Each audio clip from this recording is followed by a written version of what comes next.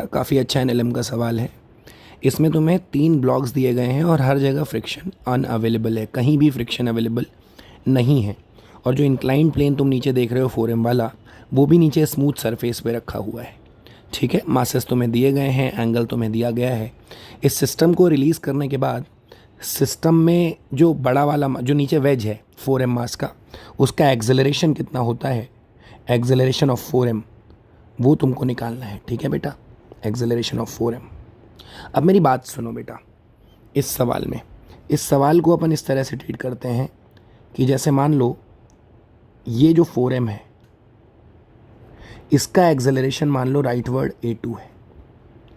इसके ऊपर जो 8M है, ये मान लो नीचे की तरफ A1 से फिसल रहा है ऑन दी 4M मास। इसके ऊपर एक पुली है और ये पुली से लटकता हुआ एक स्ट्रिंग है, और इस स्ट्रिंग को ऐसे वापस से राउंड करके एक मास को फंसाया गया है, और ये मास जो है ये 5M मास है। ठीक है, और ये पुली यहाँ से अटैच है 4M मास से।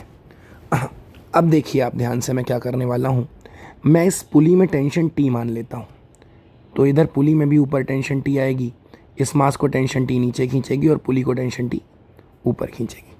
ठीक है, अब आप थोड़ा और ध्यान से देखें तो पूरे सिस्टम पे अगर मैं सबको एक सिस्टम मान के कंसीडर करूं पूरे सिस्टम पे, तो पूरे सिस्टम पर नेट फोर्स कितना लग रहा है बेटा, 0।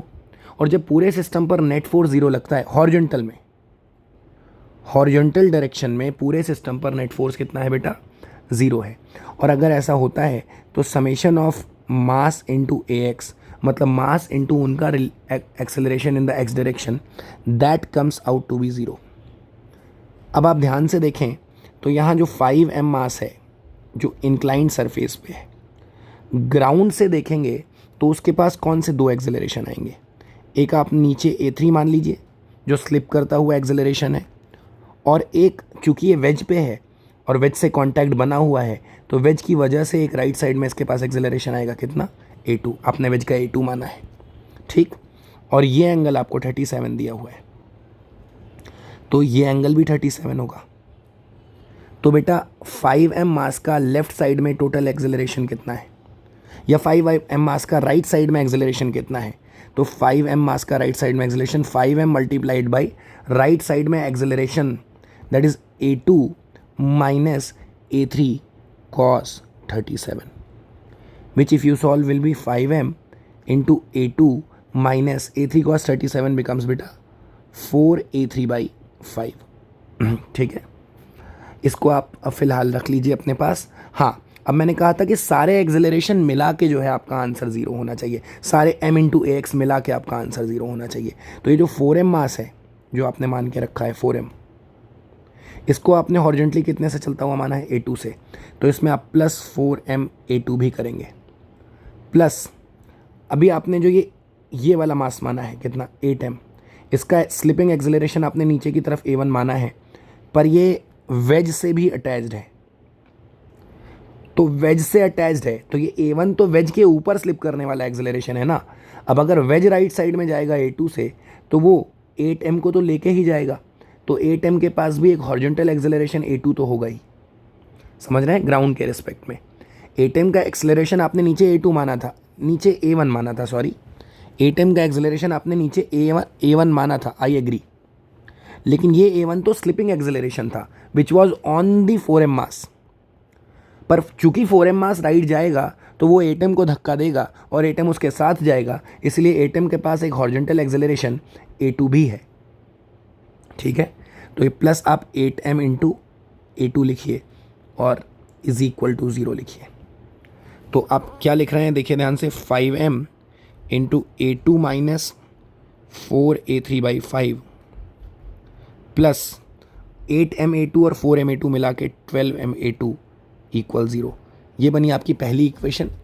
इसको आप सॉल्व कर लीजिए, तो सॉल्व करने के बाद आपको मिलेगा 4A3 is equal to 17A2, 4A3 is equal to 17A2। ये बना आपका पहला इक्वेशन। ध्यान से देखना बेटा, यहाँ कई सारे इक्वेशन बनेंगे, क्यों, क्योंकि यहाँ पे A1 A2 A3 और T ये 4 अननोन्स हैं। आपको A2 निकालना है, आपको 4m मास का एक्सेलरेशन A2 निकालना है जो आपने A2 माना है, लेकिन इक्वेशन तो 4 बनानी पड़ेंगी, ठीक है। अब एक इक्वेशन ये देखिए, ये 8m मास हुआ, तो इसके पास 2 एक्सेलरेशन है बेसिकली ग्राउंड के रिस्पेक्ट में, एक A2 इधर और एक A1 इधर। तो अब अगर मैं वर्टिकल एनालिसिस करूं तो इसके ऊपर टेंशन T लग रहा है और नीचे फोर्स 8 mg लग रहा है। तो बेटा नीचे की तरफ टोटल फोर्स कितना हुआ, 8 mg minus T is equal to 8m into A1, है ना बेटा। ये हो गई आपकी इक्वेशन नंबर 2। उसके बाद बेटा अब अपन एनालाइज करते हैं इस 5 kg वाले ब्लॉक को। जरा ये 5 kg वाला ब्लॉक या 5m वाला ब्लॉक देखो, इसका नीचे की तरफ वेट कंपोनेंट कितना है, 5mg इंटू साइन 37। बेटा साइन 37 की वैल्यू 3/5, ठीक है। अच्छा, अगर मैं इसको वेज पे बैठ के देखूं, with respect to 4m veg, अगर मैं वेज पे बैठ के देखूं तो वेज का खुद का एक्सेलरेशन कितना है, A2 लेफ्टवर्ड।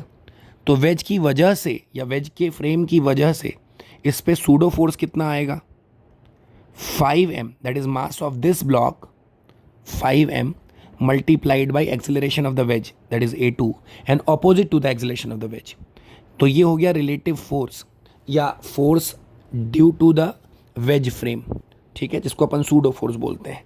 तो इस सूडो फोर्स का जो नीचे वाला कंपोनेंट है वो भी तो इस 5m को नीचे खींचेगा।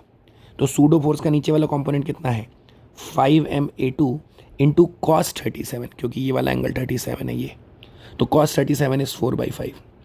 तो ये दोनों फोर्सेस नीचे लगे, और इसको अगर आपको याद हो तो नीचे एक टेंशन भी लग रही थी। ऊपर देखिए, ये देखिए, ये जो 5m मास है ये वाला, इस पे नीचे की तरफ एक टेंशन भी लग रही है ना, तो 5m में एक टेंशन भी आ गई, तो प्लस T। ये हो गया टोटल मास नीचे की, टोटल फोर्स नीचे की तरफ with respect to wedge on to this 5m thing. तो इसका नीचे की तरफ आपने एक्सेलरेशन कितना माना है बेटा, A3 माना है, slipping acceleration, relative acceleration, right. तो ये A3 जो विद रिस्पेक्ट टू वेज आपको दिखा, ये जनरेट कैसे हुआ, इस फोर्स की वजह से।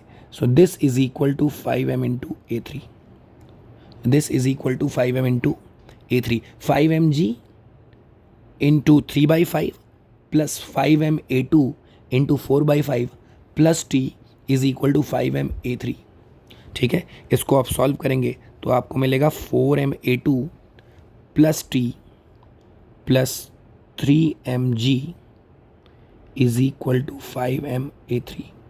ये बना बेटा मेरे इक्वेशन नंबर 2, ठीक। अब आप एक बात और समझिए, अच्छा 2 नहीं, ये तो 3 है, हाँ ये थर्ड इक्वेशन है। अब आप तीसरी बात समझिए।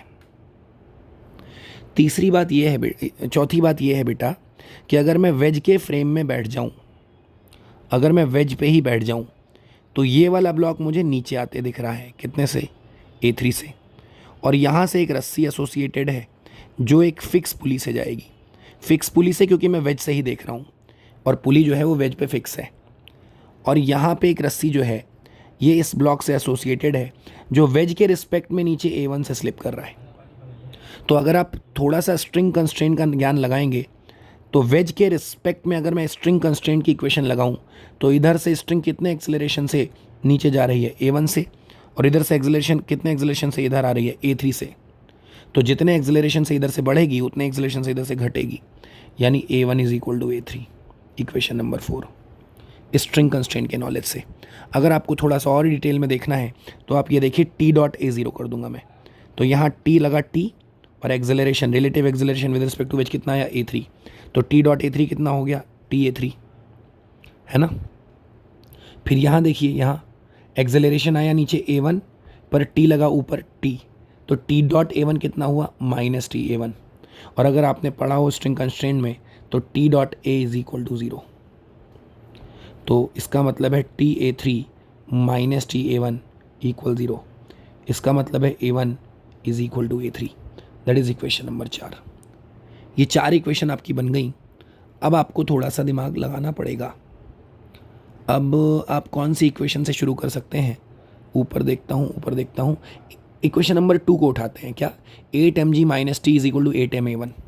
तो इक्वेशन 2 को उठाते हैं जो कहता है 8mg minus T is equal to, क्या कहता है, इज इक्वल टू 8ma1। पर a1 तो a3 के बराबर है, तो इसको 8ma3 भी लिख सकते हैं, राइट। तो इसका मतलब है t की वैल्यू आ गई 8m common g minus a3, right. अब ये जो t की वैल्यू है इसको ऊपर इक्वेशन में डाल देते हैं। किस इक्वेशन में, इक्वेशन नंबर 3 में। इक्वेशन नंबर 3 क्या है, 4ma2 plus T plus 3mg is equal to 5ma3। तो इसको ऐसे लिख लो कि 4ma2 प्लस टी की जगह 8mg माइनस 8ma3, ये टी की जगह, और प्लस 3mg इक्वेशन नंबर 2 में था, 3 में था, इज इक्वल टू 5ma3। देखिए मैंने इक्वेशन नंबर 3 में केवल t की वैल्यू को सब्स्टिट्यूट किया है, और अब अगर आप ध्यान से देखें तो जो a3 है वो a1 के बराबर है, राइट। अच्छा खैर, तो ये आ गया आपका क्या, 4ma2 plus 8mg minus 8ma3 plus 3mg is equal to 5ma3। तो इसको आप सॉल्व करेंगे तो आपको मिलेगा 4ma2 प्लस 8mg और 3mg कितना, 11mg is equal to, okay, 8ma3 इधर माइनस में और इधर प्लस में, तो ये उधर भेज दो, तो ये क्या बनेगा 13ma3, ठीक। अब आप क्या करिए, a3 और a2 में रिलेशन आपने ऊपर निकाला था इक्वेशन 1 से। इक्वेशन 1 से आपने कहीं तो लिखा था, क्या लिखा था कि a3 इज 17/4 a2। इक्वेशन 1 से a3 इज 17/4 a2।